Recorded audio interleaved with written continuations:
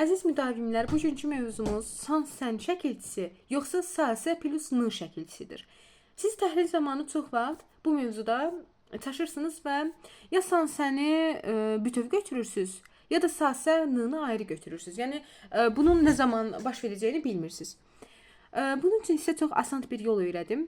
Gəlsən sözündə birincisi sa sə bilirsiniz ki, şərt şəkilçisidir.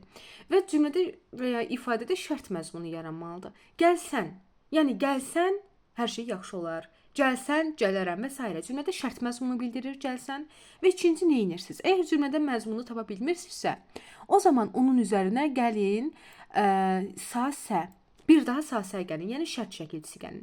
Gəlsənsə deyə bir şey yoxdur. Niyə olmur? Çünki cümlədə bu ifadədə onsuz da şərt məzmunu ifadə edən şəkilçi var. Yəni şərt şəkilçisi var. Ona görə siz bunu ikinci şərt şəkilçisi artıra bilmirsiniz. Deməli bu zaman bunu necə parçalayırıq? Gəl olur sözün kökü sa ayrı şəkilçisidir. N da ikinci şəxsin təkinin şərt sonluğudur. Mən burada sa səni artıra bilmədiyimə görə burada artıq parçalanacaq. Və ya etsənsə, mən etsənsə deyə bilmədiyimə görə deməli bu sözdə artıq şərt şəkilçisi var.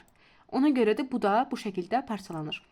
İndi baxaq gəlmirsənsə sözünə. Gəlmirsənsə deyə bilirik. Deyə bildiyimizə görə deməli bu sözdə şərt şəkilçisi yoxdur. Şərt şəkilçisini artıranda cümlədə, ifadədə şərt məzmunu yaranır. M burada inkar şəkilçisidir və bilirsiniz ki, indiki zaman və qeyri-qəti gələcək zamanın şəkilçilərini inkar şəkilçisinin üzərinə gələndə inkar şəkilçisi öz saytını atır və m olaraq qalır.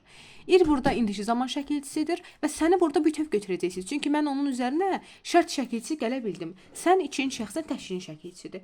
Eynən edirsən sözündə də. Burada əslində sözün kökü etməkdir. Sadəcə üzərinə saytla başlayan şəkilçi gəlib deyə o d-ya keçir. Ir burada indiki zaman şəkilçisidir. Qrammatik edirsənsə. Edirsənsə deyə bildiyimə görə burada da sən olur ikinci şəxsin təkinin sonluğu.